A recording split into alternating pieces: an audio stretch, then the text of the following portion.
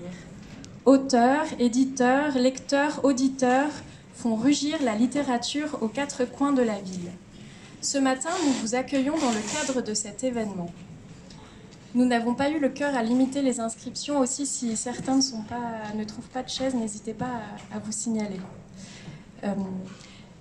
Fureur de lire, nous avons pris acte de ce rendez-vous au pied de la lettre. Les coups de cœur que nous avons choisis nous ont transportés, ont suscité des émotions diverses lorsque nous étions seuls avec le texte. La poésie du verbe et la narration s'entremêlent lorsque nos sens sont aux abois. Nous allons vous donner aujourd'hui à entendre la musique des mots, le style de leur auteur. Les voix de ce matin sont rwandaises, françaises, écossaises, espagnoles et anglaises. Vous les entendrez à plusieurs voix, traduites en langue originale, avec un accent canadien ou argentin. Aurélie commence. Alors moi je vais commencer avec un livre que j'ai découvert par hasard, parce que j'ai découvert les éditions du Tripode très récemment et j'ai vu qu'ils avaient sorti un roman d'Alexandra David-Néel, donc qui est connue pour être la grande exploratrice, la première femme occidentale qui a passé au Tibet. Donc voilà, Alexandra David-Néel, qui a d'abord écrit des romans en fait, qui a été artiste, cantatrice, on disait, au théâtre, et qui s'est essayée donc à écrire des romans. Donc voilà son premier, elle en a écrit deux autres. Elle a essayé de se faire publier à l'époque, vers 1900-1904, et malheureusement, elle n'était pas assez connue, le livre a été refusé, et on pensait que ça n'intéresserait pas le grand public, parce que c'était l'histoire, voilà, et puis après, elle a eu la vie qu'on connaît, donc grande exploratrice. J'ai adoré ce roman, parce que c'est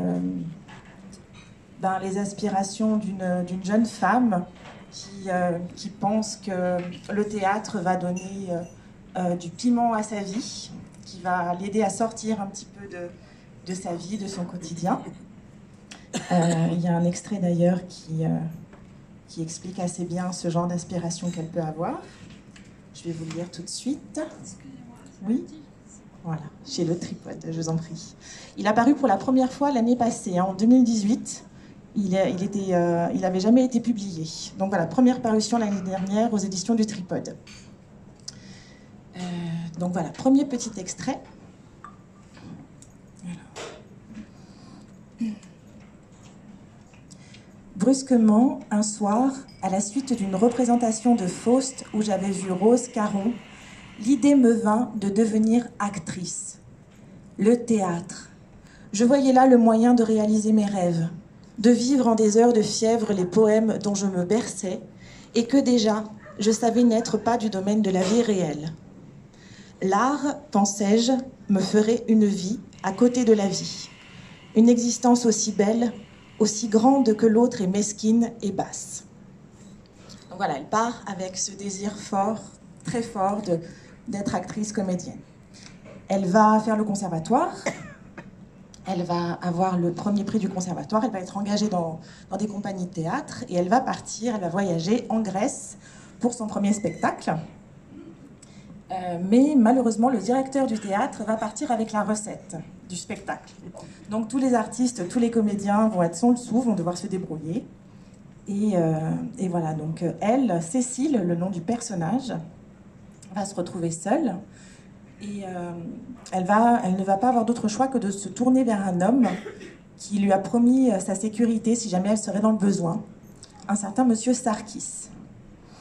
Mais elle sait ce que cela va devoir impliquer, d'être sous la protection d'un homme, donc elle va hésiter longtemps, jusqu'à ne plus avoir de choix. En fait, elle va devoir se retourner vers cet homme. Donc un soir, tremblante, malade, elle va frapper à sa porte. « À quoi bon ?» répondait en moi la raison. « Puisqu'il le faut, autant en finir tout de suite. » J'ai levé le bras et, saisissant la persienne, je la poussai de façon à la faire battre contre l'arrêt.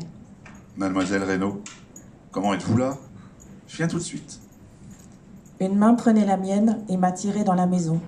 Entrez bien vite. Disait Sarkis. Attitude méditée à l'avance, paroles préparées, comme tout cela était oublié. Effondrée dans mon fauteuil, tremblante, incapable d'articuler une parole, pauvre loque aux yeux effarés où déjà les larmes montaient, je devais paraître une conquête peu enviable. Sarkis parlait.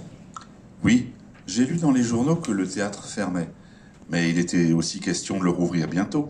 Je ne pouvais pas penser. Mais qu'est-ce qu'il ne pouvait pas penser? Que l'artiste fêté, brillant sur la scène en ses costumes luxueux, puisse se transformer du jour au lendemain en la malheureuse que j'étais? Enfin, vous voici. Tout est bien. Ne vous mettez en peine de rien. Cette parole de riche, disposant de ma pauvre petite vie à son gré, parce qu'il était riche, comme elle m'entra cruellement dans le cœur. Je ne devais m'inquiéter de rien, il paierait. Il me donnait les moyens de continuer à exister. J'étais là, il avait sans doute envie de moi, donc tout était bien, et je n'avais qu'à sourire parce qu'il était heureux. Dieu, vous avez froid, ma pauvre enfant. Il me prit la main, la serra. Sarkis était silencieux. Je sentais son souffle oppressé, son haleine toujours plus brûlante.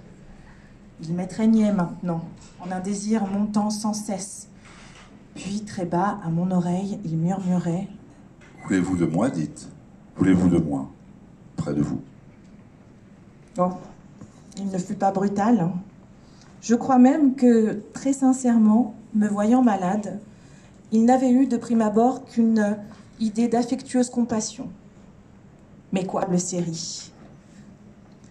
Il y aurait été si facile d'être bon, secourable, de me tendre la main simplement, sans profiter de ma faiblesse, de ma misère. Comme mon cœur se serait aisément ouvert à lui, et quelle place il y aurait prise s'il avait su être généreux. Vous voici. Tout est bien. Ouais.